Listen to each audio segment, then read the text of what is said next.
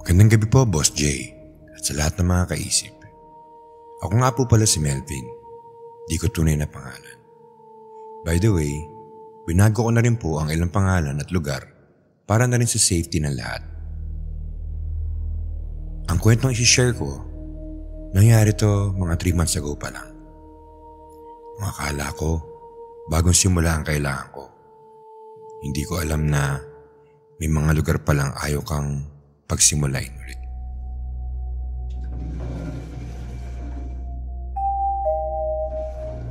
Pagkatapos ng isang matindi at mahirap na breakup, gusto ko lang ng tahimik. Isang space na walang paalala ng nakaraan. Isang pribadong lugar na pwede kong sabihin, okay Melv, reset tayo. Kaya nung may in-offer na mura at well-maintained condo sa Quezon City, hindi na ako nagdalawang isip. Top floor, malinis, fully furnished. Sabi pa ng agent, perfect sa mga freelancing editors na kagaya ko. And to be honest, sa unang tingin, totoo naman. Pagpasok ko, amoy pintura pa. White walls, maaliwalas, malinis ang tiles, at may malaking salamin pa sa sala. Tahimik din. Yung tipong pipindutin mo yung remote at maririnig mo pa yung click dahil sobrang wala talagang ingay. Pwede na. Totoo nga. Sa unang araw, wala talagang weird. Pagod lang ako sa biyahe. Punong-puno pa ang isip ko sa heartbreak. Kaya masarap na rin na may bagong lugar. Bagong AC, bagong view. Para bang kahit pa paano, maging normal ulit ang lahat. Inilabas ko ang mga equipment ko. Camera, mic, hard drives, laptop, ring light. Sanay na ako dito. Gabi kadalasan ng trabaho ko. At madalas, ako lang ang gising sa buong building. Kaya nung may narinig akong mahina, hindi ko agad pinansin. Siguro elevator shaft? O baka mismong building na nagsisettle? Minsan, ganyan ang mga kondo. Kahit top floor ka, may maririnig ka talaga mga small taps. Normal lang yon. Hindi ko inisip na magiging problema. Pagka-setup ko ng PC, nag-test vlog ako. Hindi ko naman planong i-upload, pero parang nakasanayan ko na. Record your day, kahit clip lang, para matrack ko lang yung pagiging productive ko. Day 1, new space, new start. Sana dito tumino na ang utak ko ulit. Cheers! Simple lang. Wala namang kakaiba.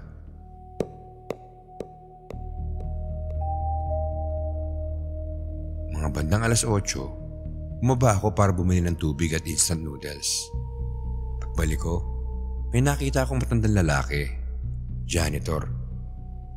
Nililinis niya at inaayos yung sahig sa hallway. Sir, bagong lipat po. Ay, opo tay, sa 907 po. Sige po sir. Welcome po. Wala naman siyang sinabi na weird. Pero ramdam mo minsan yung mga sagot na parang may gustong pigilin. O baka pagod lang talaga siya. Basta, di ko na inisip.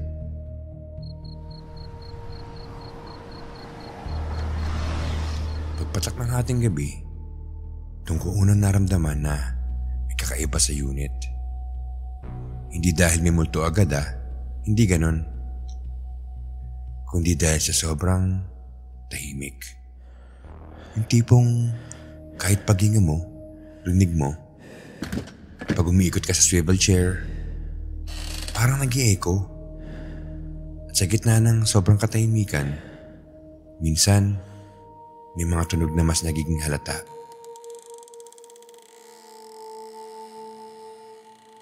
Isang creak.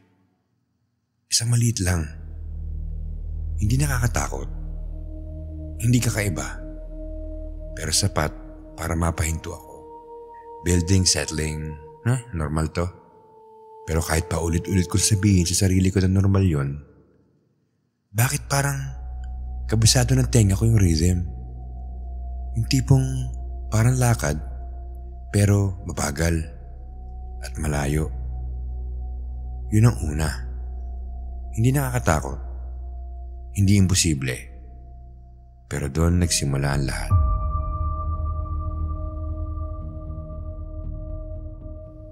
Natulog na ako. Pero bago ko pumikit, napansin ko yung salamin sa sala. Malaki siya. Floor to ceiling. Sobrang linis. Parang bago. At sa salamin, parang may slight shadow sa likod ko. Hindi tao. Hindi figure. Parang yung ilaw lang sa labas. O baka pagod pa rin ang mata ko. Nilingon ko. Wala naman. So I convinced myself, Melvin, breakups make the mind weird sometimes. Just ignore it. Hindi ko alam na yung palang simpleng shadow na yon ang magiging unang tanda. Sa ngayon, wala pa talaga ako nalalaman. Wala pa akong clue. Wala pang nakakatakot. Pero may naramdaman akong kakaiba. Hindi pa siya terror. Hindi rin siya horror. Pero parang may puwang sa hangin. Parang may espasyo sa unit na hindi ako ang nagmamayari. At ng gabing yon, bago ako makatulog, pumikit ako ng mahigpit. Pero kahit nakapikit ako, ramdam ko na may isang lugar sa kwarto na ayaw kong tignan pagmulat ko.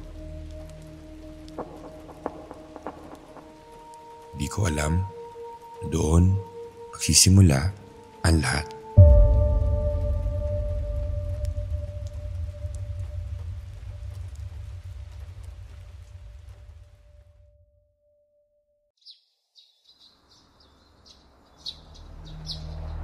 Kinabukasan, parang normal naman ang lahat. Kumain ako ng noodles, nagkape, at sinubukan kong isulat ang listahan ng mga kailangan ko para maging functional adult ulit. Nilinis ko yung fridge, ayusin ang timeline ng edits, matulog ng wasto. Huwag masyadong mag-check ng social media at huwag nang i-stalk ang ex. Basic survival.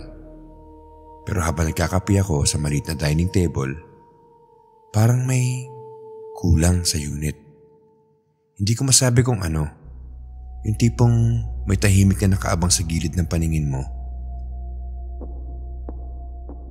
Ayun na naman. Yung maliit na tunog. Hindi malakas. Hindi nakakatakot. Pero andoon. Consistent. Parang heartbeat ng unit. Hindi ko agad inisip makakaiba. As in, wala muna. Ang lagi ko lang sinasabi sa sarili ko, top floor ka, Melvin. Building lang yan. Huwag kang OA.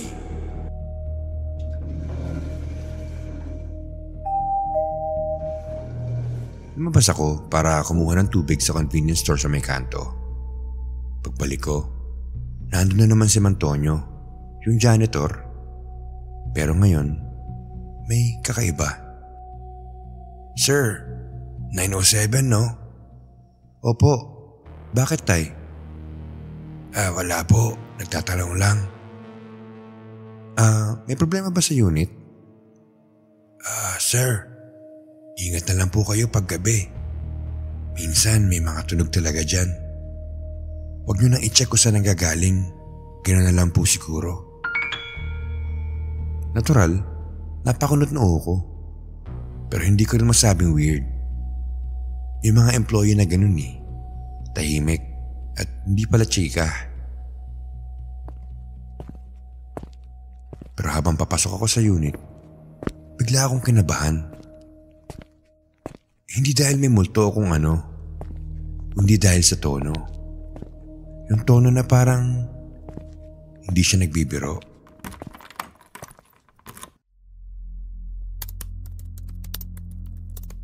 Ilang oras ako nag-edit.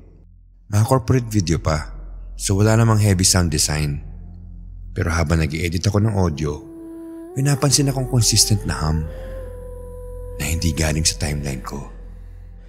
Parang background breathing. Hindi malakas. Hindi ko rin ma-pop out. Basta andun lang, kasabay ng music. Tinanggal ko lahat ng tracks, solo channel. Test clip lang dapat siya. Pero yung hum, nandun pa rin. Ay putsch, laptop fan siguro? Pero nung nilapit ko yung tenga ko sa laptop, wala naman. Dead silent ang fan. At doon na unang tumindig ang balahibo ko. Kasi kung hindi galing sa audio at hindi galing sa laptop, saan nagagaling yung boses na parang humihinga?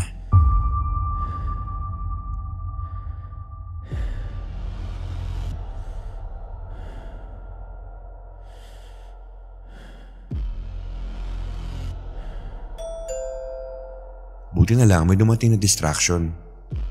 Delivery ng tubig. Nakita ko yung rider. Medyo bata pa. Siguro early 20s. Ay sir, delivery po for unit 907. Ay oo, dito. Salamat. 907? Sir, matagal na pong vacant to ah. Ha? Hindi, kakalipat ko lang. Nasa list ko to. 907. Seryoso po? Ang last tenant po dito kasi, mga 4 years ago pa. Siguro maling record lang. Sige po, ingat po sir. Normal na convo. Pero bakit kaya halos pareha sila ng Mang Tony? Parang ayaw nilang nagtatagal sa harap ng unit ko.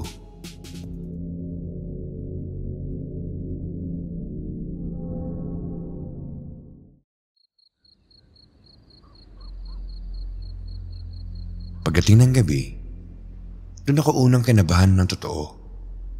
Yung tipong hindi ko na mabola ang sarili ko. Habang nag-i-edit ako, napansin kong nagluloko ang camera software ko. Bigla nag-on ang preview window kahit hindi ko binubuksan. Pinatay ko. Lumabas ulit. Pinatay ko. Lumabas na naman. At sa pangatlong pop-up, may silhouette sa gilid ng frame. Hindi tao, hindi figure, hindi white lady. Parang isang shadow lang.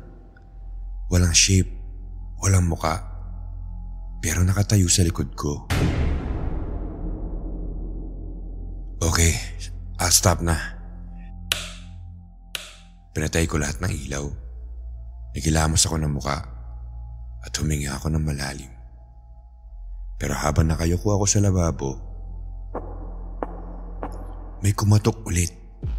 Mas malinaw, mas malapit. At nang marinig ko yun, napahinto ako. Parang numinipis ang hangin. Hindi pa siya horror, pero yun ang unang gabi na hindi ako nakatulog na maayos. At yun din ang gabi, nag-decide ako. Bukas, kakausapin ko ang admin. Dapat walang 907 issue. Dapat malinaw lahat. Hindi ko alam, sa pagsagot nila, mas lalo akong maliligaw.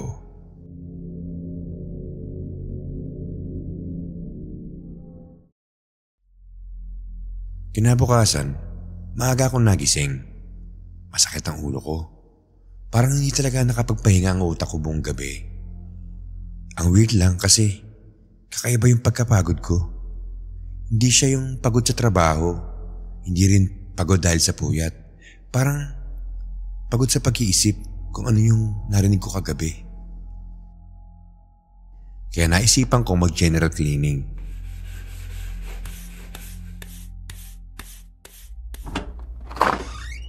Habang nililinis ko yung ilalim ng sink, may mga cabinet na hindi mo naman agad papansinin. May isang lumang bagay na kumalansing sa gilid. Ano to? Pinulot ko. Isang SD card, Boss J. Medyo lumang modelo na. Medyo maitim na yung gilid pero parang tinamaan na ng tubig or moisture. Sigurado ako hindi ko siya SD card kasi hindi ako gumagamit ng ganung brand. At lalong hindi ko alam paano siya papunta sa ilalim ng sink. Pero dahil editor ako, alam ko kung saan nahahantong to. Curiosity is a disease at hindi ko siya matiis. Pagkakabit ko ng SD card, hindi siya agad nag-open. Once, twice, pangatlo, biglang nagpa-pop yung isang folder. 907_cam1. Wala namang ibang laman. Yun lang.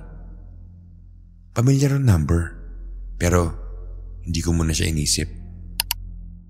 Pagbukas ko ng folder, may 4 na video file. No titles, just dates. 2018. Ha? Hindi pa nga ako freelancer nun eh. Sa unang video, may nagre-record ng room. At paglabas ng frame, napaurong ako. Kasi, yung nakikita ko sa screen, yun ang sala ko. Same tiles, same na salamin, at same na built-in shelves. Sabi ng agent, brand new daw. Pero sa video, may mga water stains yung dingding. Yung mismong area kung saan narinig ko yung mga tunog na parang pumapatak na tubig kagabi. Pinatay ko muna. Huminga ako ng malalim at sinubukan kong maging logical. Baka previous tenant. Siguro hindi lang nilinis ng maigi. O baka naman coincidence lang. Pero Boss J, maling-mali yung pakiramdam ko. Sa second clip, may tao na. Lalaki. Siguro mid-20s. Mukhang vlogger. At same siya ng setup tulad ko. May ring light, laptop, camera on tripod.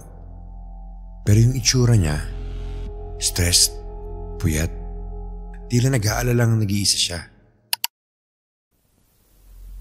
Kung sino man makakita nito, yung tunog sa itaas, hindi tao yun. May bumababa minsan.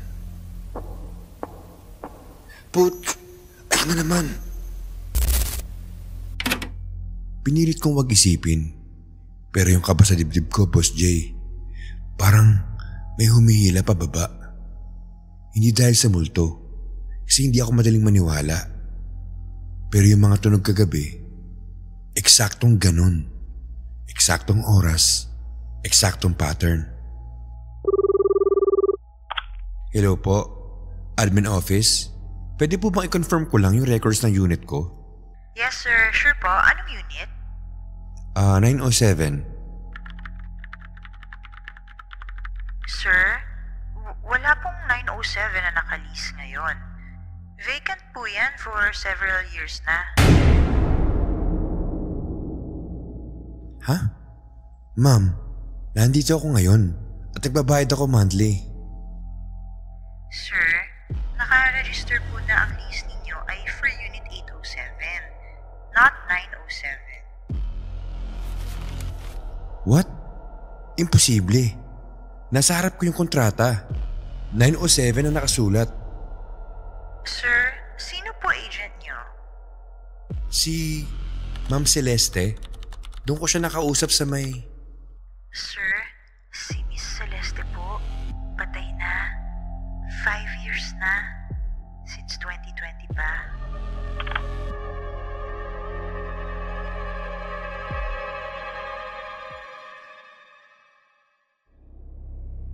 Boss J, para akong natuyuan ng dugo. Hindi ako nakapagsalita at hindi ako makagalaw. 5 years ng patay.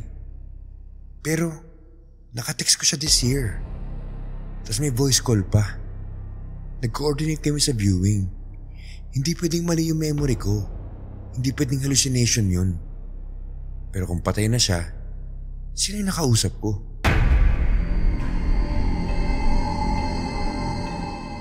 Nung bumalik ako sa laptop, biglang nag-play yung third file na mag-isa.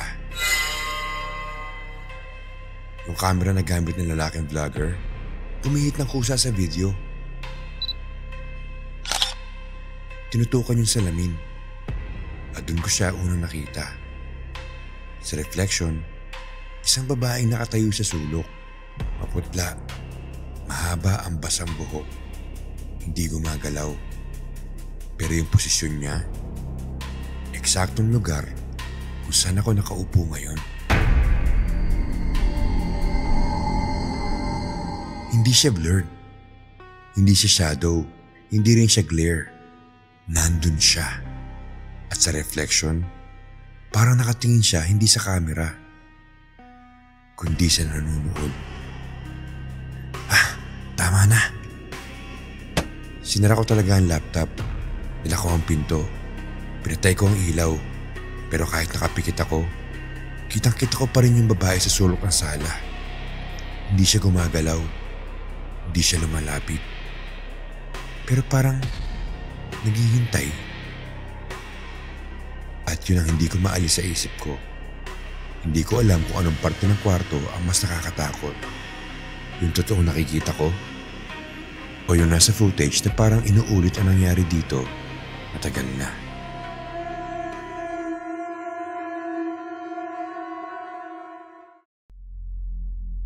Kinabukasan, hindi ako mapakali. Hindi naman dahil sa multo, pero dahil sa tanong na hindi ko pa rin nasasagot. Kung hindi pala ako nakalis sa 907, kaninang unit to? At kung si Miss Celeste ay patay na, sino yung nagpakita sa akin ng susi? At bakit ako pinapasok dito?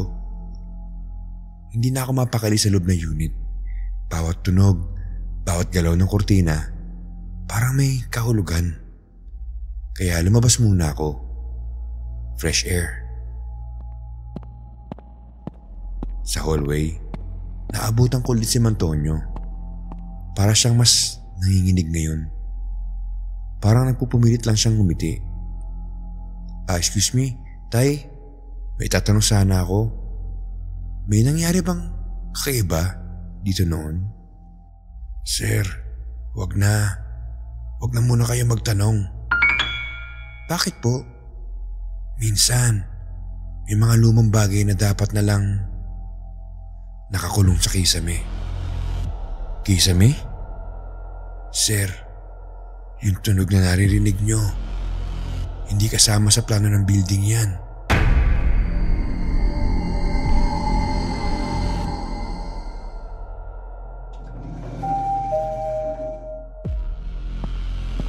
Ingatan nyo yung sarili nyo, sir.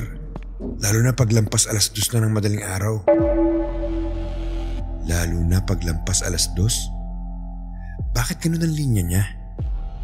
Anong meron sa oras na yun? Pero bago ko pa makuha ang sagot, may sumunod na nangyari. Pagpasok ko sa unit, unang tumama sa ilong ko ay amoy basa. Hindi yung normal na amoy ng ulan, parang lumang basement. Mabigat, mapait, amoy kalawang. Hinila ko mesa papunta sa ilalim ng kisame para maabot ko ang maliit na access panel. Pag-akyat ko, napansin ko yung pagkaitim ng gilid. Hindi ganun kahapon eh. Okay, baka leak lang. Yan sabi ko sa sarili ko. Pero hindi to tunog ng leak. Hindi to patak. Hindi to tubig. Ito ay tunog ng gumagalaw.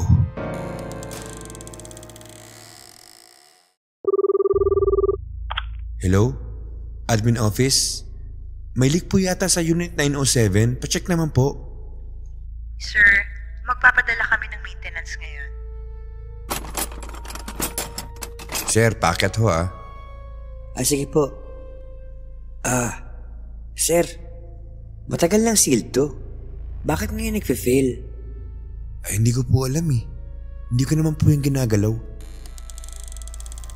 Sir, parang may space dito. Space? May void. Parang may ginawa sila dito dati. Hindi standard ng construction. Parang may tinusok sa loob gamit ang kanyang screwdriver. Tsaka sir, naamoy mo? Ano yun? Hindi ko agad na-gets. Pero nung sumingot ako, Yun yung amoy na naaamoy ko pagpasok ko. Amoy luma. Amoy basa. Para bang matagal nang nakulong. Sir, hindi na to leak. Hindi tubig yan. Ano po? Mukhang yung void sa taas may laman. Laman? Tumaas ang dugo ko. Pero hindi ko masabi kung dahil sa takot o curiosity. Sir, hindi ko na kayang buksan mag-isa. Kailangan ng clearance to. Bawal to sa standard procedure. Pwede niyo po bang i-report? Sir, kahit po i-report ko to, malamang sasabihin nilang wala tong unit. Hindi sila nagjo-joke dun. Sir, kung ako sa inyo, lilipat na lang po ako agad.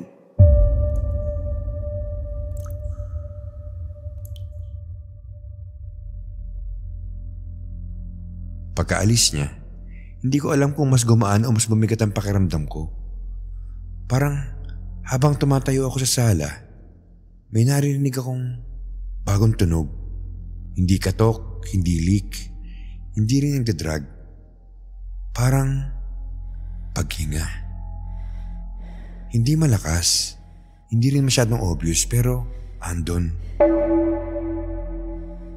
At doon ko naramdaman na hindi lang basta parte ng building ang kisame. May nakatira doon. At ang pinakaayaw kong realization, mas matagal na siyang naandun kaysa sa akin. At mas matagal na niya akong alam bago ko pa siya naramdaman.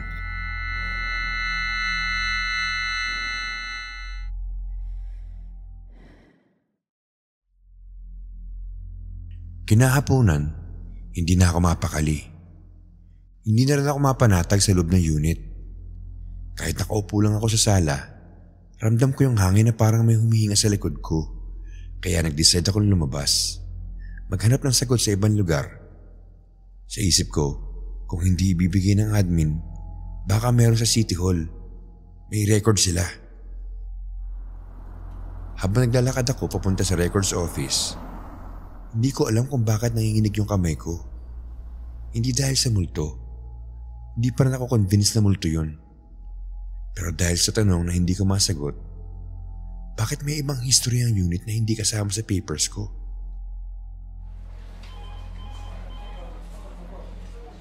Sa City Records Office, pagpasok ko, may matandang clerk na naka-reading glasses. Tahimik lang siya. Parang sanay na sa mga gantong klaseng tanong. Good afternoon. Anong hinahanap niyo? Hello po. Gusto ko lang po sana malaman ang building history nitong tower sa may QC. Particularly, unit na nasa pinakataas. Ilang taong records? Mga 5 to 7 years ago po sana. Top floor, QC Residence Tower. Eto. Maraming incident report tungkol dito. Pero karamihan, maintenance related. Maintenance? Ano pong klaseng maintenance? Sir, may isang case dito. 2018. Missing maintenance worker. Female. Name, Lara Marasigan. Age, 25. Last seen entering the building to repair a ceiling leak on the top floor. Wala nung sumunod na CCTV footage. Wala ring witness. Wala ring katawan. Unresolved. Lara. Sa video, yung lalaki, sinabi niyang may bumababa. Then, yung tunog sa kisame ko, yung amoy, yung paghinga. Pumasok sa isip ko yun. Baka siya yung humihinga sa taas.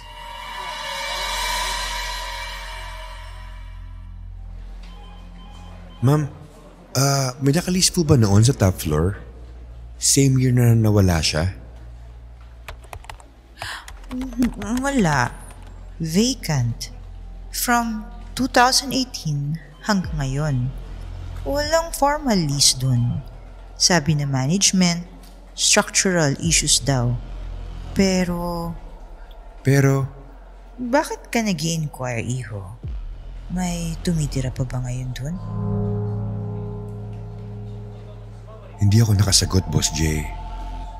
Hindi ko kayang sabihin na ako mismo ang tumitira sa pinakaitaas na unit. Na ako yung nakakarinig.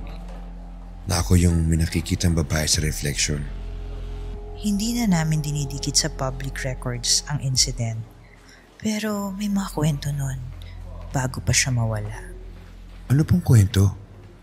Sabi ng mga dating maintenance, may worker na nadulas sa ulan habang nag-aayos ng piping sa roof deck.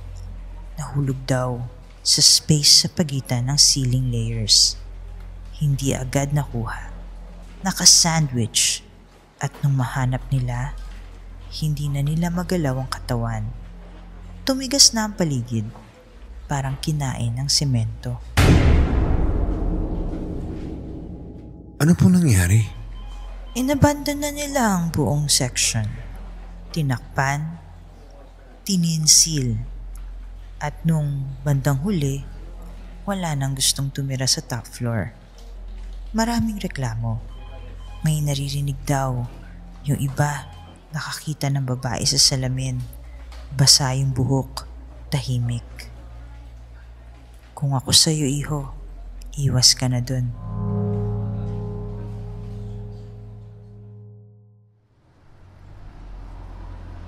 Pag-uwi ko, hindi ko naramdaman pagod. Hindi rin ako gutom. Hindi na ako nag-iisip tungkol sa ex ko. Isa lang ang nasa utak ko.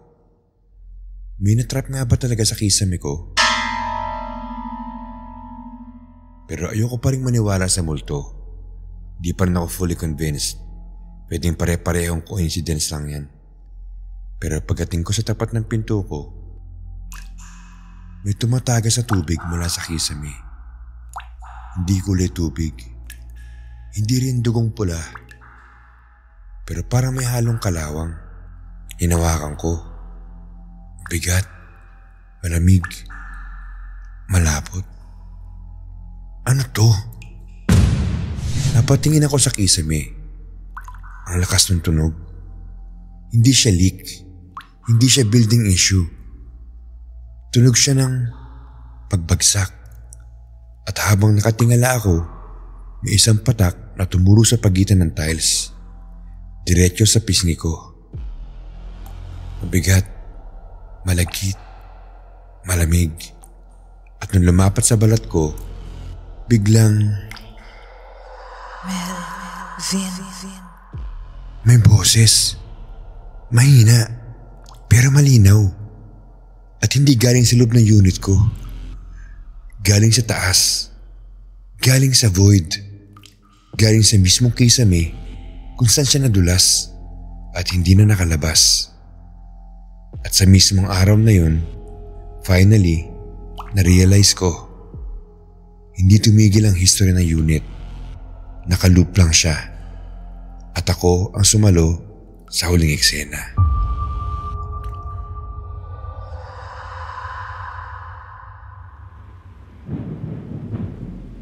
Boss J, hindi ko gustong umabot dito. Pero ng gabing yon, wala na akong choice. Hindi na ako makatulog. Hindi na ako makapag-edit. At bawat segundo, may kumakalos ko sa taas ng kisame. Para bang may tao sa loob ng semento, hindi multo. Hindi ako naniniwala sa ganun. Pero may naiwan sa void na yon. At kailangan kong makita kung ano.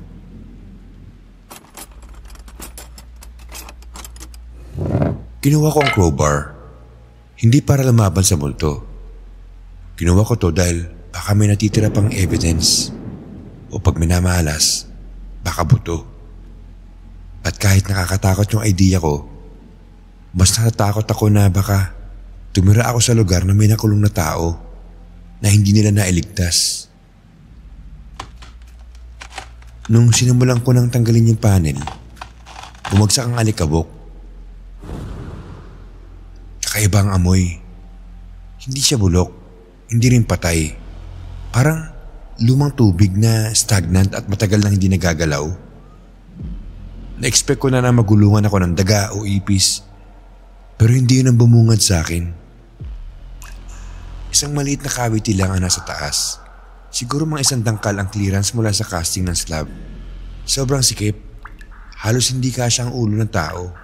At nung ko na-realize, imposible may gumagapang sa loob nito. Walang space, pero may laman. Isang lumang ID, mga punit ng uniform, at isang tool, isang rusted pipe wrench. Mga gamit na mukhang naiwan ng maintenance worker na nagtrabaho dito noon. At dun bumigat ang dibdib ko kasi may pangalan yung ID. Lara Marasigan. Siya mismo yung missing person dun sa records. Hindi ko kailangan ng multo para matakot. Sapat na ang isipin na baka may nangyari sa kanya dito at wala lang umaamin. Habang pinapanood ko yung void, napansin kong umilaw yung camera ko sa mesa. Automatic siya, pero hindi ko pinindot. Sa isip-isip ko, baka nagka-error lang, nag-loop, or nag-react sa movement ko. Alam ng mga editor yan. Madaling magbag ang firmware ng mga lumang DSLR. Kaya lumapit ako para i-off. Pero bago ko pa mapindot, may napansin ako sa live preview. Ako, nakasampa sa mesa, nakatingala sa kisame. Normal yun kasi yun naman talaga ang ginagawa ko. Pero sa camera version, walang alikabok na bumabagsak. Walang panel na bukas. Walang ID. Walang void. Parang ibang gabi. Parang ibang recording. Parang old footage na naka-overlay. Hindi ako frozen. Hindi ako multo. Pero yun nasa screen, hindi tugma sa real time. Glitch. Siguro glitch lang to. Shit, sana glitch lang. Biglang lumakas yung tunog sa taas. Tunog siya nang nag-shift na ng mga lumang tubo. At dahil nakabukas na ang panel, mas rinig ko na yung pressure sa waterline. Parang humihinga. At doon ko na-realize, yung paghinga na naririnig ko mula pa nung unang gabi, baka linya ng tubig, or baka hangin sa pipes, or baka resonance ng buong building. Pero ang tanong, bakit eksakto sa oras na tinitignan ko yung ID ni Lara, biglang lumakas? Coincidence? O dahil matagal na sira ang linya na hindi nire-report kasi tinakpan nila ang isang aksidente? Habang nakatingala ako, may gumalaw sa loob. Hindi tao, hindi kamay. Yung kinakalawang na wrench. Gumulong dahil nag-adjust yung pressure sa void. Nalaglag ng kaunti at tumama sa concrete beam. Isang maliit na tunog, pero sapat para maramdaman ko ang bigat ng realidad. May nangyari talaga sa taas. Hindi multo ang iniwan niya, kundi isang kasong hindi sineryoso. At yung tunog na akala kong naglalakad, baka lumuwag na concrete, baka shifting beams, o baka corrosion. Hindi ito demonyo, hindi halimaw, pero mas nakakatakot. Negligence, human error, isang babaeng katrabaho mag-isa at hindi na nakalabas. Biglang lumusot ang isa sa mga hairline tracks. Hindi malaki, pero sapat para maalarma ako. Lumundag ako pababa ng mesa. Hindi ako inatake, pero yung adrenaline ko, Boss J, nag-collapse sa sobrang stress at takot. Nahimatay ako. Literal. Pagod, dehydration, hyperventilation. Pero yung utak ko, parang nasagad na. At nung magising ako, Sir Melvin, naiwan niyo po yung pinto. Bukas. Ay, Diyos ko. Gumising ako, hindi sa kama, hindi sa unit, kundi sa klinik ng admin. Sabi nila, nakita raw akong nakahandusay sa sahig, mag-isa, Walang malay. Walang nakita sa ceiling. Wala raw void. Wala raw ID. At wala namang ibang tools doon. Sabi nila, baka napanaginipan ko lang. Baka panic attack. Or baka exhaustion. Pero ako, alam kong totoo nakita ko. Hindi man nila aminin pero may tinago ang building na ito. At sa pagkakabukas ko ng panel, naistorbo ko ang katotohanan. Hindi multo ang nagtatago doon, kundi kasalanang itinago ng maraming taon. Hindi na ako bumalik sa unit. Hindi ko kaya. At ang araw na yon, dinala ako ng building clinic diretso sa ospital. Protocol daw kapag nawala ng malay ng mag-isa. Akala ko simpleng stress lang. Pero pagkatapos ng ilang tests at evaluations, binigyan ako ng isang diagnosis na hindi ko ini-expect. Acute stress response with dissociative episodes. Hindi multo. Hindi espiritu. Hindi rin daw hallucination na gawa ng demonyo. Pero ang utak ko mismo ang bumigay. Dahil sa mga sunod-sunod na trauma, breakup, burnout, isolation, at yung hindi ko maipaliwanag na tunog at presensya sa unit. Literal na napuno ako. Binigyan nila ako ng meds for stabilizing anxiety at treatment para sa dissociation. Weekly therapy, monitoring at slow recovery. May mga araw na malinaw ang isip ko. May gabing nananaginip pa rin ako ng tungkol sa kisame. Pero sabi ng therapist ko, normal daw yun. Residual stress. My brain playing back unresolved fears. Hanggang ngayon, wala pa rin pumupunta sa top floor. Selyado pa rin. Wala nagkasalita tungkol kay Lara. Wala nagko-confirm kung ano talaga nangyari. Pero hindi ko na kailangan ng sagot. Hindi ko na kailangan balikan. Ang importante, unahin ko muna ang sarili ko. At dahan-dahan, gumagaan na ang dibdib ko. Lumalawak ulit ang mundo. Pero minsan, tuwing sobrang tahimik ang gabi, inaangat ko pa rin ang tingin ko sa kisame. Hindi dahil may nakikita ako at hindi dahil may nararamdaman ako, kundi isang paalala na hindi ko kailangan pumasok sa mga lugar na hindi ko kaya intindihin. At sana, ganun din kayo. Maraming salamat Boss J at Isip na Ligaw Horror sa pagbasa ng kwento ko. More power to your show and God bless.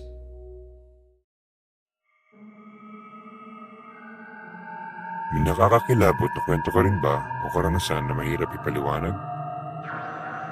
Ipadala sa amin sa isipnaligawhorror@gmail.com at baka ikaw na susunod na feature sa aming next episode.